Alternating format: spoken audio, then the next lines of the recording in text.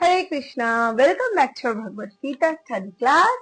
आज हम भगवत गीता के chapter 3 shloka number 14। Let's start with our guru pranam मंत्र। ओम अज्ञानतिमिरान्धस्य ज्ञानाञ्जन शलाकया चक्षुरुन्मीलितं येन तस्मै श्रीगुरवे नमः।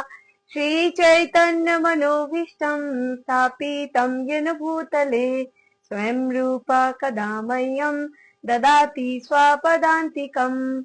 वन्देऽहं श्रीगुरा श्रीयुतापदकमलम् श्रीगुरून् वैष्णवांश्च श्रीरूपं साग्रजातं सहगना रघुनाथान्वितं तं सजीवं साद्वैतं सावधूतं परिजनसहितं कृष्ण चैतन्य देवं श्रीराधाकृष्णपादान् सहगना ललिता श्री विशाखान्वितांश्च। हरे कृष्णा। सो कर्म योग चैप्टर 3 मीन्स कर्म योग। इस कर्म के थ्रू हमने बहुत सारा, जैसे अर्जुन ने क्वेश्चन पूछा कि हमें कर्म बड़े या हमारे बुद्धि बड़ा, है ना, कि कौन सा श्रेय है भगवान से। अब भगवान इसके आंसर दे रहे कि बुद्धि क्या होते हैं, हमारे कर्म को कैसे, कौन सी कॉन्शियसनेस के साथ हमें कर्म करना चाहिए, क्या इंटेंशन होना चाहिए, कर्म हम क्यों करें, कर्म ना करें तो क्या होगा, गलत कर्म करेंगे तो उसका क्या फल होगा। तो आप थोड़ा सा बताया कि जो सारे कर्मों की भोक्ता कौन है, भगवान विष्णु, मतलब यज्ञ होता है, सारे कर्म यज्ञ बन जाते, यज्ञ करते तो हमें विष्णु को प्रसन्नता के लिए, तो वो कर्म बिल्कुल सही कर्म होता है। तो ऐसे हमारा हर कर्म क्या है कि हमें पलक झपकना भी एक काम, कोई भी काम करो, राइट, एक्शन भाग। तो इसीलिए इस कर्म को हमें छोड़ना नहीं है, भागना नहीं है। ऐसे अर्जुन भी युद्ध क्षेत्र में था तो उसको भी भगवान यही मोटिवेट कर रहे कि आप क्षत्रिय हो, आपको जो आगे जो युद्ध करना है आपकी कर्म है, स्वधर्म है। तो नेक्स्ट ये श्लोका है 14। लेट्स सी यहाँ पे भगवान क्या बोल रहे। और लास्ट श्लोका में हमने पढ़ा कि जो हमें भगवान को ऑफर करके ना करे, कोई भी यज्ञ की फल हो, कोई भी हमें भोजन, तो हम उसको चोर बोला जाता है, वो पाप भोजन एक्चुअली पाते हैं। तो इसलिए हमें कुछ भी हो भगवान को ऑफर करना चाहिए। तो नेक्स्ट, अन्याद् भवन्ति भूतानि पर्जन्यादन्य संभवः यज्ञाद् भवति पर्जन्यो यज्ञ कर्म समुद्भवः। का मीनिंग है वेदों में नियमित कर्म का सारे प्राणी अन्न पर आश्रित हैं, जो वर्षा से उत्पन्न होते हैं। वर्षा यज्ञ संपन्न करने से होती है और यज्ञ नियत कर्म से उत्पन्न होता है। नियत कर्म मतलब रेगुलर, जो हमारे शास्त्र अनुमोदित जो कर्म है, जो हमें करना चाहिए, वो हमें भगवान के लिए करना चाहिए। तो ये नियत कर्म पहले हमें संपन्न होगा, तो हमें यज्ञ करेंगे, यज्ञ से वर्षा होगी, मतलब विष्णु प्रसन्न होंगे, विष्णु से फिर वर्षा होगी, वर्षा से अन्न उगेंगे, फिर वही अन्न हम पाएंगे, फिर हम हृष्ट पुष्ट रहेंगे, राइट। तो इसीलिए जो साइंस में भी हम साइकिल देखते हैं ना, कि फिर जैसे कि वो बारिश, रेन से अन्न होते, पहले वो जो समुद्र से वायु की जो साइकिलिंग, रेन कैसे होता है ना, उसी तरह से ही एक ये पूरा साइकिल सिस्टम है। तो ये समझना पड़ेगा। The great science. सो तात्पर्य श्रील प्रभुपाद की जय। भगवत गीता के महान टीकाकार श्रील बलदेव विद्याभूषण इस प्रकार लिखते हैं कि परमेश्वर जो यज्ञ पुरुष अथवा समस्त यज्ञ के भोक्ता कहलाते हैं, सभी देवताओं के स्वामी है। और जिस प्रकार शरीर के अंग पूरे शरीर की सेवा करते हैं, उसी तरह सारे देवता उनकी सेवा करते। क्योंकि हमने बार बार यही पढ़ा कि सारे जो देवी देवता है वो उनके अंडर में एक एक डिपार्टमेंट संभाल रहे। तो इसीलिए यहाँ पे कोई संदेह नहीं है कि वो भी, जो भी हमें देवी देवता से हम मांगते हैं, उनकी भक्ति करते हैं, उनसे सारे कुछ वो भी भगवान से लेके आते हैं, वही उनके एक्चुअली स्रोत है देने वाले।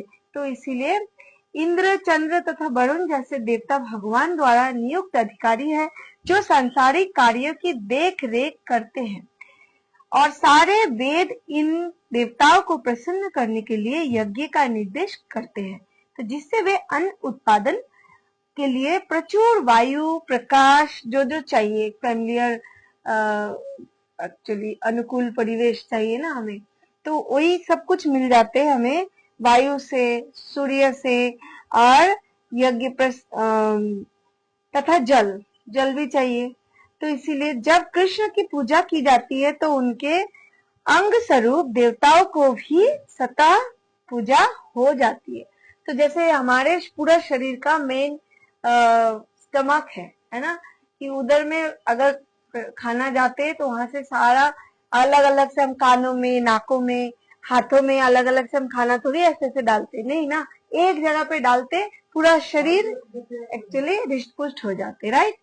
तो उसी तरह भगवान की पूरा अंग है हमारे, भगवान को अगर हम पूजा करेंगे, भगवान की चरणों में सेवा करेंगे, तो ऑटोमेटिकली उनकी जो अंग स्वरूप इंद्र है, कहीं चंद्र है, कहीं वरुण है, सारे देवी देवता का ऑलवेज ऑटोमेटिकली पूजा या संतुष्टि हो जाते हैं। देवताओं की अलग से पूजा करने की आवश्यकता नहीं होती। इसी हेतु कृष्ण भावना भावित भगवत भक्त सर्वप्रथम कृष्ण को भोजन अर्पित करते हैं और तब खाते हैं। ये ऐसी विधि है जिससे शरीर का आध्यात्मिक पोषण होता है। ऐसा करने से न केवल शरीर के विगत पाप में कर्मफल नष्ट होते हैं, अपितु शरीर प्रकृति के समस्त कल्मशों से निरापद हो जाता है। इसीलिए शरीर बिल्कुल सारे कल्मशों से दूर हो जाते हैं अगर हम भोजन भगवान को ऑफर करके वो प्रसाद पाए तो। अब जब कोई छूत का रोग फैलता है तो इसके आक्रमण से बचने के लिए रोगाणुरोधी टीका लगाया जाता है। इसी प्रकार भगवान विष्णु को अर्पित करके ग्रहण किया जाने वाला भोजन हमें भौतिक संदूषण से निरापद बताता है। बोलते हैं कोई कोई जैसे कोरोना जैसे कोई जो वायरस आ गया तो एपिडेमिक आते हैं, तो इसी तरह से जैसे हमें टीका लगाना पड़ता है, उसी तरह ये जो भौतिक संसार में जो प्रदूषण है उसको अगर भगवान की ऑफर करके भोजन करे तो वो हमें टीका स्वरूप की काम करते है ना। सो अतः कृष्ण भावना भावित व्यक्ति जो केवल कृष्ण को अर्पित किए गया भोजन करता है वह उन समस्त विगत भौतिक दूषणों के फलों का सामना करने में समर्थ होते हैं जो आत्म साक्षात्कार के मार्ग में बाधक बनते हैं। इसके विपरीत जो ऐसा नहीं करता वह अपने पाप पूर्ण कर्म को बढ़ाता रहता है, जिससे उसे सारे पाप फलों को भोगने के लिए अगला शरीर कुकुरों शुकुरों को समान मिलता है। तो इसीलिए अगर हमें इस जन्म में मनुष्य बने हैं तो इसका गारंटी नहीं कि अगले जन्म में मनुष्य ही बनेंगे। तो इसलिए इट डिपेंड्स ऑन आवर कर्म।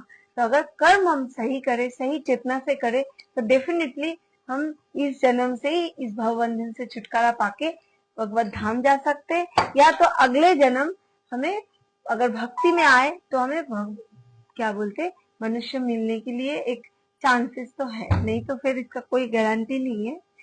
तो ये भौतिक जगत नाना कल्मशों से पूर्ण है और जो भी भगवान के प्रसाद को ग्रहण करके उससे निरापद हो लेता है वह उनके आक्रमण से बच जाता है, किंतु जो ऐसा नहीं करता वह कल्मश का लक्ष्य बनता है।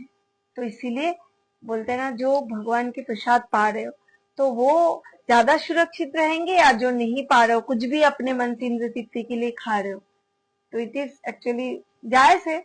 भगवान की जो रूल्स फॉलो करेंगे तो उसके लिए तो ब्राउनी पॉइंट्स मिलना ही चाहिए। तो इसीलिए भक्तों को भी यही ब्राउनी पॉइंट्स है कि वो भगवान की शास्त्र के अनुसार चलने की प्रयास करता है। अन्न अथवा शाक वास्तव में खाद्य है। मनुष्य विभिन्न प्रकार के अन्न, शाक, फल आदि खाते हैं, जबकि पशु इन पदार्थों के उच्छिष्ट को खाते हैं। जो मनुष्य मांस खाने के अभ्यस्त है, मांस खाते हैं जो नॉनवेज, तो उन्हें भी शाक के उत्पादन पर निर्भर रहना पड़ता है, क्योंकि पशु शाक ही खाते हैं। जो पशु को खाते, पशु क्या खा के उसका मांस बढ़ाया है, तो वो शाक भोजन करते हैं। क्योंकि जैसे कोई बकरी खाता है तो बकरी गोट क्या खाते, ऑब्वियसली वो शाक पत्ता हरी सब्जियां तो खाते हैं, तो उसको खा के वो मांस बढ़ाता है। और मनुष्य क्या करते, सीधे डायरेक्ट शाक की जगह मतलब वो उसको काट के उसकी मांस खाता है। तो ये जो अगर वो पोषण ले रहा है शाक से, तो मनुष्य भी डायरेक्ट शाक के ऊपर डिपेंड हो ही सकते हैं ना। तो यही बोला गया कि हम भी डायरेक्टली शाक खा सकते हैं, ना कि मांस खाए। खेतों का ये उत्पादन आकाश से होने वाली प्रचुर वर्षा पर निर्भर करता है और ऐसी वर्षा इंद्र, सूर्य, चंद्र आदि देवताओं के द्वारा नियंत्रित होती है।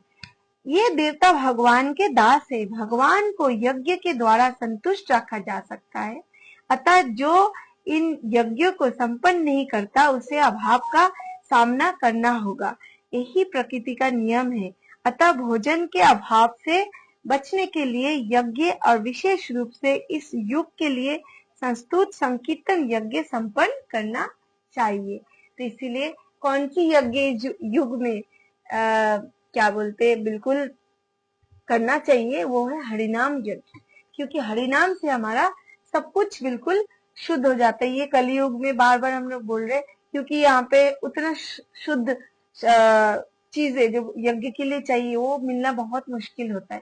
तो इसीलिए हमें हरिनाम यज्ञ, हरे कृष्ण कृष्ण कृष्ण हरे हरे, हरे राम राम राम हरे हरे, ये मंत्र, इसको हम जप यज्ञ कर सकते, खुद के लिए हो और गोष्ठी में सब उच्च स्वर में हरिनाम करके भी हो।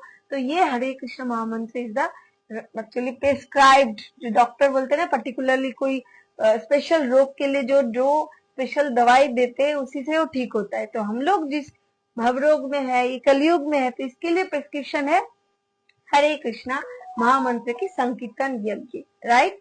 तो इसीलिए आज हम लोग इस श्लोक ही पढ़ते, फिर नेक्स्ट कल से फिर कंटिन्यू करेंगे।